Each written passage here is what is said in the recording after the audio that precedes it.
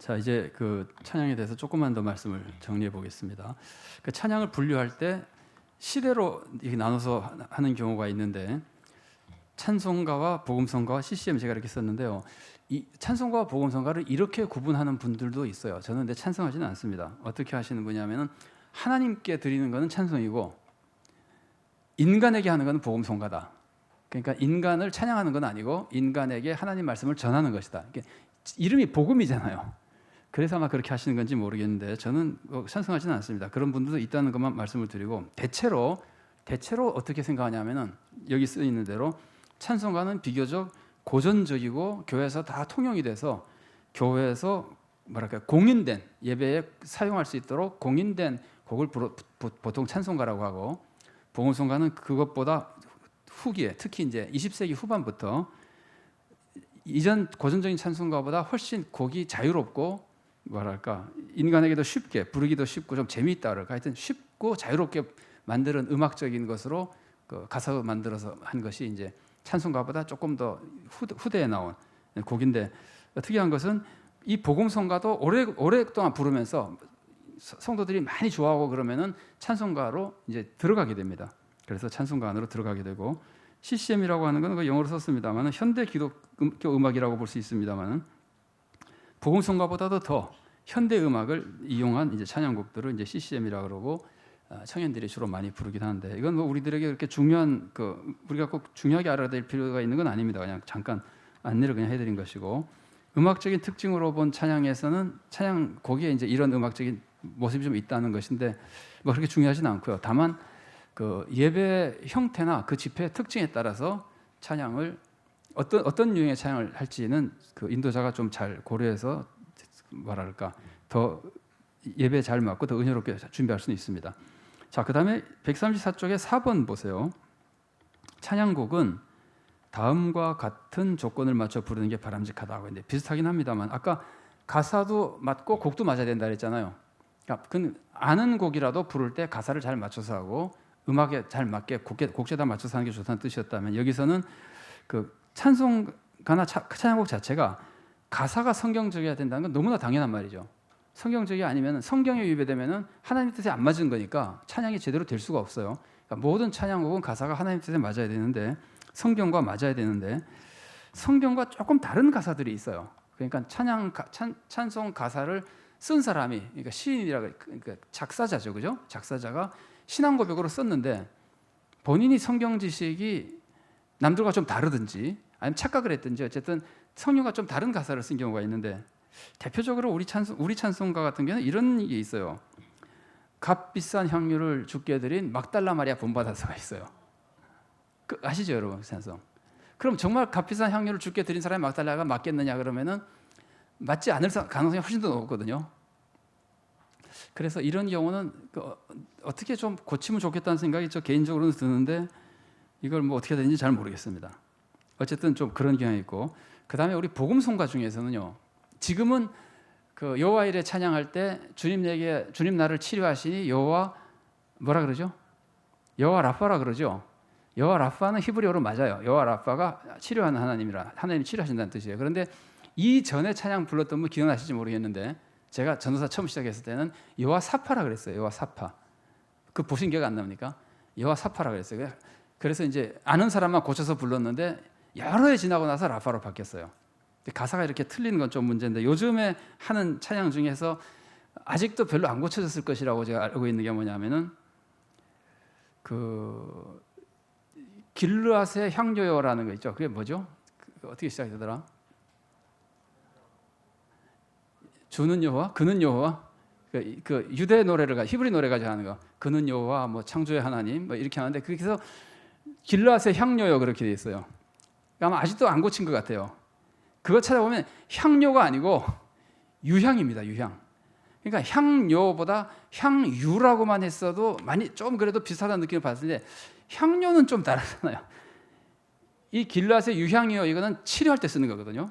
그래서 하나님이 우리를 치료해 주신다 그러면서 그 가사를 붙일 때, 그 번역하는 사람이 잘못했는지 잘 모르겠는데 향료라 그러면 안 됩니다. 향료는 음식 만들 때 쓰는 거잖아요.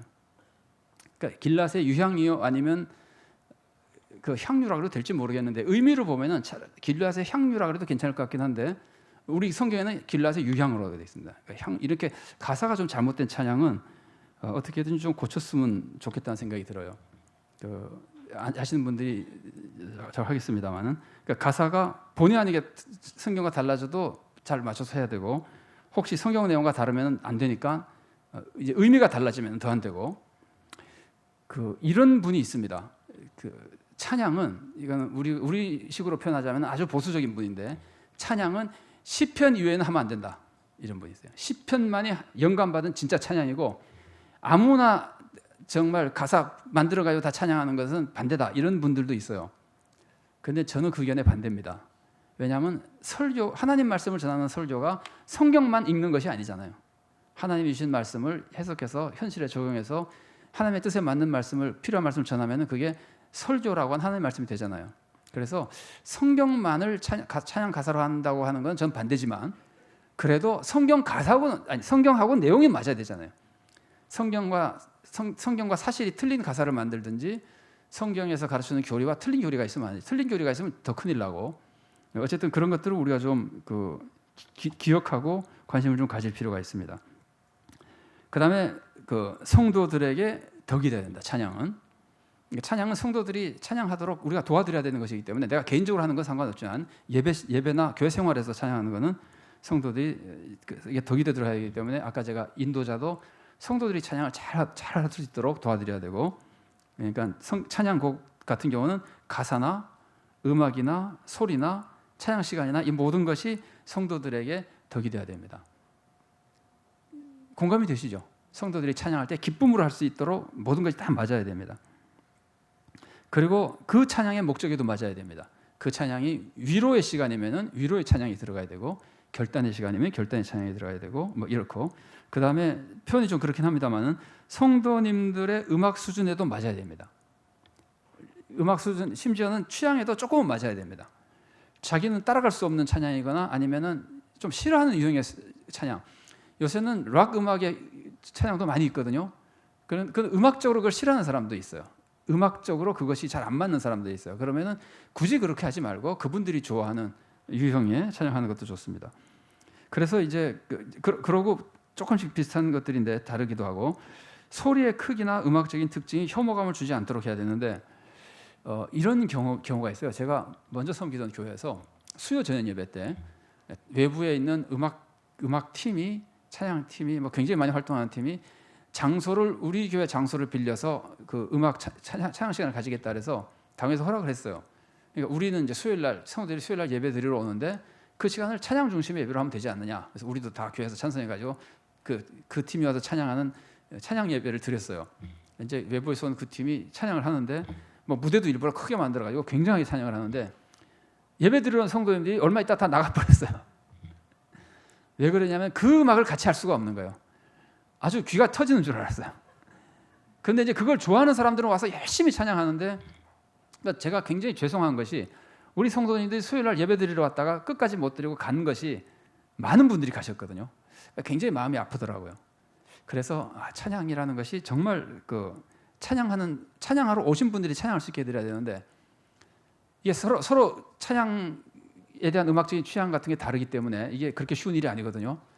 그래서 아마 여러분 그런 거 많이 보셨을 겁니다. 그게 안 맞아서 찬양 시간이 힘든 사람들 있고 그것도 원망하는 소리도 많이 들어봤고 어떻게든지 그걸 맞추려고 노력하는데 한 번은 제가 성도님들하고 이런 얘기를 한 적이 있어요.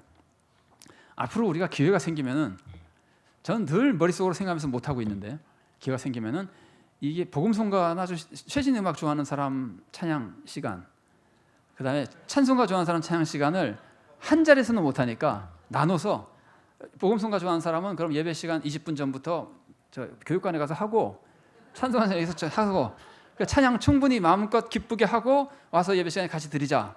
드리면 어떻겠냐 그런 생각을 하고 있다 그랬더니 다 좋아하던데요. 지금 큰 교회들 중에는 오후 예배를 나눠서 드리는 데가 있습니다. 자기 취향에 맞게 자기에게 맞는 신앙 훈련이 되도록 말씀을 연구하는 팀, 무슨 찬양을 하는 팀 이렇게 해서 하는 교회들이 있습니다. 그런 것들도 교인들을 섬긴다는 점에서 교회에 따라서는 필요할 수도 있어요. 근데 제가 오죽하면 그런 생각을 했겠어요.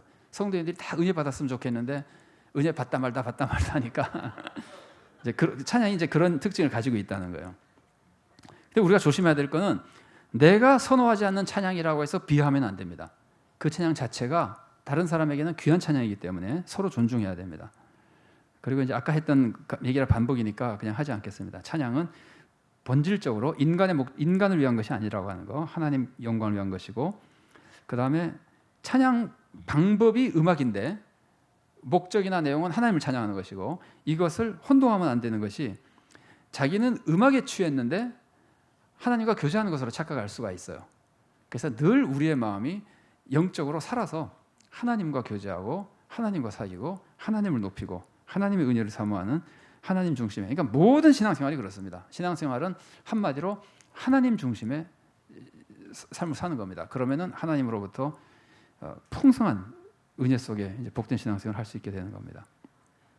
자, 우리들의 찬양이 더 성숙하고 더 은혜가 충만한 찬양이 되기를 바랍니다.